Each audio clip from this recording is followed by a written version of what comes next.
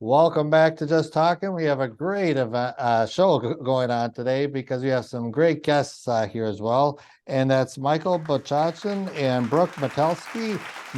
Brooke and Michael, thank you so much for joining us today. Thanks for having us. Thank you.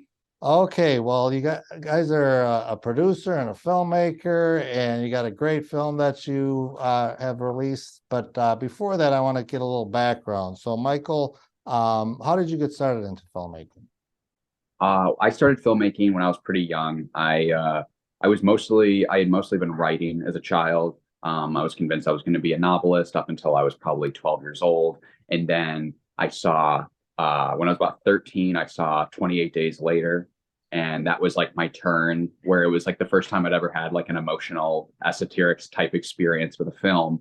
And I didn't know how to capture it in words at the time, but I was so magnetized to the idea of the experience, like the emotional experience that one could have with a film. And it was something I'd always had with books to some capacity, but I never really felt it with a movie up until then. And that's when I decided that, in my opinion at the time, and I still hold this opinion, but I didn't know how to capture it, is that film is probably one of the most powerful mediums of storytelling because it combines the not only the storytelling aspect of putting like the words into text, but then having to actually translate it into both picture and sound, and creating this experience that is emotional while trying to balance all of these acts. And Brooke, you're a producer. Did you dabble into filmmaking as well? Michael actually got me into film. When I first met him and he told me he was a filmmaker, I was like, yeah, okay. And then he showed me a trailer for his first feature, and I was like, wow, this guy's the real deal. Now, you both are from the Kenosha area. Let's hear about that. Yeah, so I was born and raised in Kenosha. Or not, sorry, I wasn't born here. I was actually born in California, but I was raised here pretty much my whole life. Okay. And then Brooke and I are actually like a couple. She's my fiance. Oh, So we congratulations. actually thank you. We actually met in Kenosha, and it was, I think, it was our first date that I'm sitting there telling her about myself, and I'm like, I make movies, and I can literally see the eye rolls, and I'm like, let me pull out my phone and show you, like, I actually do make movies. And then she was like, oh, I didn't think people like do that like here. Here. And I was like, oh yeah, there's a big group of us, like it's pretty close knit, but there's a group.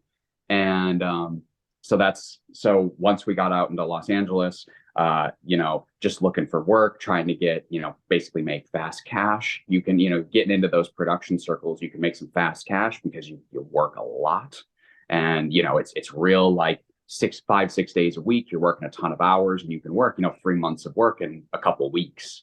And that was how Brooke originally got into producing. Was I dragged her along, like, hey, like, we're gonna go make this movie, let's just go work a whole bunch. And she you know passively agreed, and became very good at what she was doing. And that's how, she's just kind of been my compadre. She visually understands what I'm trying to go for.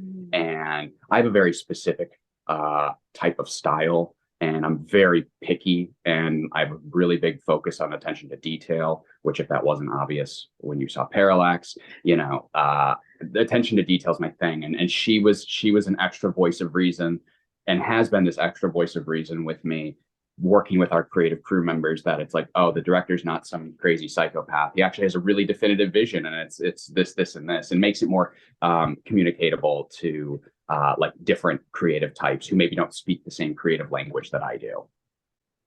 And Brooke, being a producer, what is involved in producing to produce a film? Basically, making sure it happens. Getting the crew, finding locations, doing the paperwork, basically meeting all the needs that script like has, pretty much everything behind the scenes that makes it come together, essentially. Making the director happy. We're going to just talk about Parallax, but before that, your previous films, Michael, I know you've been working on a number of, you can kind of touch on them and let us know about them. For sure. So I did my first feature, God Forgive Us, which was shot in 2013, very beginning of 2014, and that was shot, about 90% of our principal photography was in Kenosha County. in the city or the county. So the city actually helped us out a lot. We got a lot of really cool locations. Like we shot at Library Park, we shot down along the waterfront, we shot near Carthage, we shot all over. We shot at a house on the north side up by Gateway, and then we shot at some houses out in like the rural county area. And so we did that in 2014, and then I did a pilot here called The Lions Crusade, which we shot in 2015. Mhm. Once again, worked with the city, and got a lot of really cool locations. Got a lot of like cool places. We had like the police department and the fire department come out for one of the days that we were shooting, which was like one of my favorite scenes in that entire pilot. It was fun. And then we left for Los Angeles, and I started line producing, production managing, co-producing. And so I basically then, for like my day-to-day, got really, really over familiar with the nuts and bolts of how movies come together in the real, like, make it or break it, quote unquote Hollywood style of doing it, where it is all about that bottom dollar and that overhead. And the saturation of the market there basically makes you, to be good, you have to be a fine-tuned machine. Mhm. And so doing all this work for all these other producers really pushed me into a world of being like, oh, I know how to do this. I know how to get every single element of this machine accomplished in some way, even if it's maybe not the way it's supposed to be done with more money. You fundamentally understand and begin like a foundational of like knowledge of what's required for every little piece. And then that's kind of where we went with Parallax, was the ultimate culmination of being able to take all of these assets and this knowledge from the past and apply it to like strict application. Well, let's get into it. Parallax, the movie. Let's hear about it. For those who don't know about Parallax, what is it? Parallax is a sci-fi thriller. Mhm. It follows a young artist who wakes up in a life that she doesn't recognize, and she's haunted by these dreams of drowning, and she's forced to come to terms with the life that she's in, despite it being a life that she doesn't recognize. It's real cerebral, heavy, deals a lot with psychological and mental health issues. But we wanted to obviously give it a spin. It's not all drab, dreary drama by any means. It's definitely got a fun twist. How did this all come about? Because you wrote it too as well, right? Yes. So I was doing a lot of contract work, contract producing, and work got slow. This is back in probably 2017. Work got slow for a couple months for me. And there's a producer I'd been working for, and he was a TV movie producer. And he was one of those machines who would just be writing all the time. And I don't think he had any sort of inner critic or inner editor. And that was something he was very proud of, was that he was just writing all the time, and he could write these scripts in 2 to 3 days. And he would send 5 of them to his financiers or his distributor partners and be like, pick which one you like best. And they always picked one. And so we were always perpetually making movies. This is a guy who was always he was a movie of the month kind of guy. And he's very proud of it. And so that was his bread and butter. So I'd been doing a lot of work for him. He was kind of like a mentor and like an uncle to me. And I was kind of down and feeling depressed about, not working, not being able to have creative output, even though I'm in this city of creativity. And he was like, look, Michael, he's like, if I can write a script in 2 or 3 days, he's like, you have, plenty of tact to write a script in 2 or 3 days. And I'm like, no, I need more time to develop it and do it. And he goes, all right, well, look. He's like, I want you to write this script in 3 days. I'm going to call you in 72 hours. And I'm telling him, no. And he's like, no, listen. He's like, I'm going to call you in 72 hours. If you don't have something for me, I'm not going to hire you for the next job. And like, knowing this guy, I was like half like, oh, like this guy might actually go through on this. Like he might actually not hire me if I just blow off his challenge, whether it was good intention or ego, who's to say, but it was like, oh man, dang it. So I did it. So I basically went into it, and I had no idea what to start with. And I basically started with this idea of this female artist who could paint. And then I was also having dreams about water and drowning, and had a really like visual, vivid dream about it. So I kind of had this image of this girl falling in this water. And then I had this idea of this artist. And I basically took those couple pieces and just started just putting it onto paper, and I kind of just let the story take me. And it wasn't till the end of the 72 hours that I really started to tie things up. And I was like, wow, I kind of can't believe I got here. Like, I kind of can't believe I got to this point, that this is a cohesive script and it makes sense. And I sent it off all proudly to him. And he was like, see, told you I could do it. Told you you could do it. You know, he took my success from me and made it his success of his own challenge. But, you know, but that's how we got Parallax, and we only rewrote it a handful of times to really workshop it, to get it to where it needed to be. It was pretty much a shootable script. And Brooke, when he turned the script over to you, what did you think of it? I was amazed he wrote it so quickly. Like he said, we workshopped it maybe like 2 or 3 times, just changing a couple of things to make it like feasible to actually shoot it. But I was just amazed at the story he wrote. And then as we were actually filming it, I was like understanding the script a little bit more, because it is like, it's a mind bend for sure. But it's a great script. I'm pretty proud of it. Proud of him. Okay, so the script's done. Now you got to get the actors. Is that where do you pick actors that you know, or do you have to go to a casting call? What was the next step for getting the actors? We did do a small casting call for the female lead, Naomi, and we actually ended up hiring someone we knew, and her name was actually Naomi, which was, it was meant to be, I think. And then the lead male, Lucas, is actually a childhood friend of Michael's, and he happened to move to LA the year prior and was wanting to get his feet into acting, and we had him read for the script, and it just worked. It came together. Nelson was actually the first cast, though, because about a year prior to actually shooting it, I had also been in another spiral of feeling like, oh, I'm not having creative output out here. So I was like, I'm just going to shoot this movie and figure it out. You know, I didn't know where I was going to get money or crew or even a camera at this point. I'm just like, I'll figure it out. I'll buy something off eBay, and I'm just going to shoot this movie. And so I'd actually met with Nelson, and he had just moved to LA, and I'm like, here's the script. I want you to read it. I want you to be Lucas. And he was super into it. And he was like, so who's shooting it? And I'm like, I think I am. And he's like, who's editing it? And I'm like, I think I am. And I'm like, Nelson, you're going to have to do all kinds of stuff that actors don't want to do. Like, help me carry stuff. And he was just down for the cause and down to make it happen. And so he was actually attached pretty early on, and he actually he was at the casting table with us, reading with all of these actresses and actors who are playing even parts that he didn't play with, because we trusted his opinion, because Nelson's a solid actor and he understands the vision. Yeah. I did not know much going into it. I love the poster. I like the title. I'm like, that's all I want to know. I get into it, and first frame, I'm wrapped into it. A lot of it was thinking back with this, especially in today's time with mental illness or trauma, that you were just totally focused on this Naomi character that whole hour.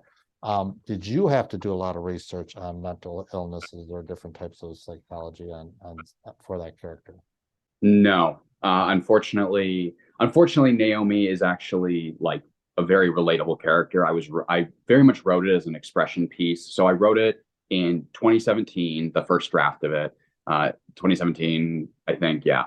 And, I was going through a period of time where, once again, I'm in this big city that's full of creativity, but I'm getting no creative output. And, everything is, so prohibitively expensive on the West Coast. So it's like, you want to go hang out with friends at a park, you're paying to park, more often than not. And it's like, everything becomes so expensive. And then, couple in like maybe not working for a month or two, bills are tight. So you're like, well, I shouldn't be spending this money because I shouldn't be going out. And all of a sudden you're a recluse like 2 months later, and you're feeling cabin feverish, where the sun always shines.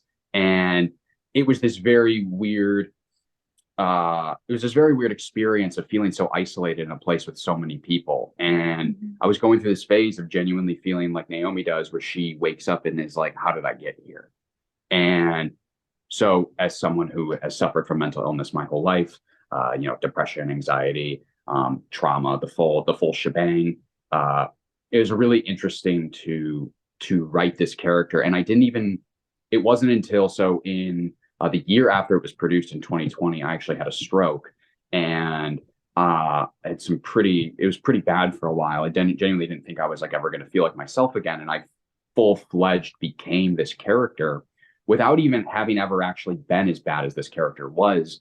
But it was a full manifestation of this character. And the film became a lot closer to me post creation of it, because I couldn't believe how much I'd captured something that I would then go on to experience myself in so many ways. So I think you really nailed a lot of the themes in this film. Technically, it's perfect. The camera work is great, and then also what you brought up with the underwater scenes. How did you achieve that? So that was a super fun part of the shoot, honestly. It was actually our last day of filming because we knew it would be like a rough day, and we were putting our actors through some tough acting, to say the least. So one of our other producers, he actually owned a in-ground pool, and we hired one of our seamstress friends to basically sew together this giant black like duvetine type tarp. And we lined the whole bottom of the pool. We hired like a scuba diver, an underwater camera guy. We had a lifeguard there, for safety. And he went down, the scuba diver went down, and he decorated the pool. And we had weights holding the actual tarp down. And we just kept having Naomi fall into the pool repeatedly over and over. And we shot it at night, so that's why it looks so dark. And he can talk more about the editing part of it. Yeah, so we were shooting in this 8-foot deep pool, or maybe 10-foot deep, and it's not deep enough to get the depth that we wanted. We had this, I had this vision of this woman, falling into like this abysmal black depth. That was one of the first pieces of visual art that I conceived, like post writing it the first time, was I want the one sheet for this to be Parallax, and I want to see her falling into the water. And that's how we move this movie. That's how we sell this movie. That is the theme and the mood of this film. And the poster is exactly what I had conceived after the first draft. And so, but it was like this big challenge of, we're looking at these big, they're called like, dive tanks. And there are these big studio dive tanks that are 40 feet deep, 60 feet deep, 75 feet deep. And you need a full like scuba team, and there's all kinds of prep involved with it. But they're just, again, prohibitively expensive. They're made for the studios, and most indie films, even with moderate budgets, cannot afford them because they're specialty. There's only a couple out there, and even in LA. So one of our other producers, or the other lead producer, that's not us two, Yusuf, who was our post-production producer. He was our editor, and he basically swapped in as like our VFX supervisor. And so we basically designed and created a list of all the pieces that we would have to shoot in order to then, in visual effects, go through and create this deep, dark, depth, this abyss. And so we would shoot the water empty, and we would cause turbulence in the water with like a broomstick, or have the lifeguards swim through it to create like motion. And we would shoot just the empty water with the light and in this space. And then we shot Naomi, and basically what Yusuf was able to do was able to stitch and then piece all of these plates, they're called, together, and create this big depth. And there's a nice gradient around her that's like we're focused on her with the light, but everything else is black darkness. It was really fun. It was a really exploratory moment for us as indie filmmakers to be like, don't get me wrong, we spent a third of our entire film's budget just on that scene.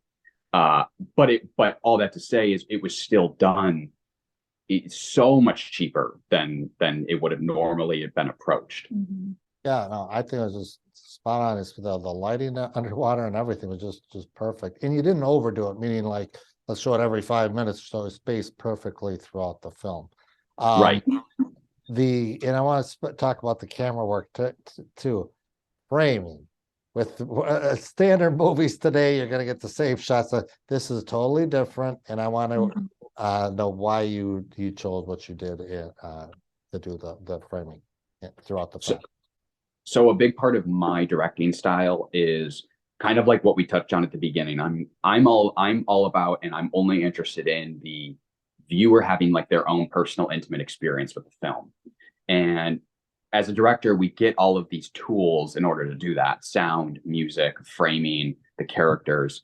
And so I really like to push the limit on all of those things to basically create the maximal experience, especially for the theatrical setting.